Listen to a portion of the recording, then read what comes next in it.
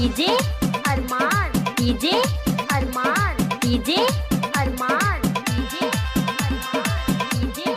अरमान, DJ अरमान, DJ अरमान, DJ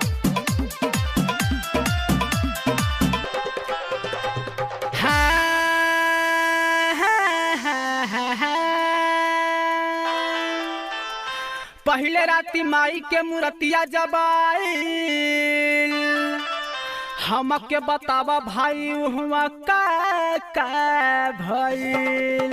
DJ बाजत रहे हो सबे नाचत रहे हो दोनों हाथा बाबू उठा के जय माँ बोलत रहे हो दोनों हाथा बाबू उठा के जय माँ बोलत रहे हो दोनों हाथा बाबू उठा के जय माँ बोलत रहे हो।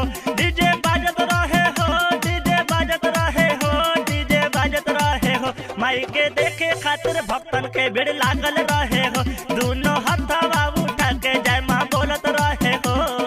डीजे अरमान, डीजे अरमान, डीजे अरमान, डीजे अरमान, डीजे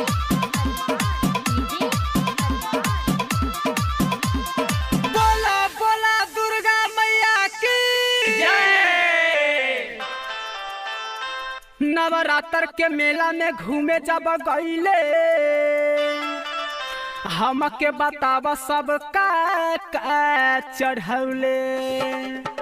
नारियल चढ़त रहे हो चुनरी चढ़त रहे हो गेहूं अढ़ाउल के हरावा चढ़ावत रहे हो गेहूं अढ़ाउल के हरावा चढ़ावत रहे हो गेहूं अढ़ाउल के हरावा चढ़ावत रहे हो। डीजे बाजत रहे हो डीजे बाजत रहे हो डीजे बाजत रहे हो माई के देखे खातिर भक्तन के भीड़ लागल रहे हो दोनों हाथा बाबू उठा के जय माँ बोलत रहे हो।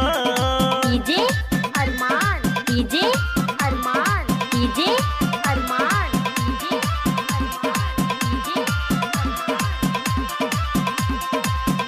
अरे हम गईल रहती तब माई के दर्शन पौले रहती है बाबुआ कृष्णा। अरे सुननी है राइटर पवन वहाँ आइले माई खातिर ललकी चुनरिया ले आइले। अनूप जी आइल रहे हो ढोलक बजावत रहे हो कृष्णा माई के भजन यहाँ गावत रहे हो कृष्णा माई के भजन यहाँ गावत रहे हो कृष्णा माई के भजन यहाँ गावत रहे हो। डीजे बाजत रहे हो डीजे बाजत रहे हो डीजे बाजत रहे हो डीजे रतन वाला साउंड धुमा चावत रहे हो डीजे रतन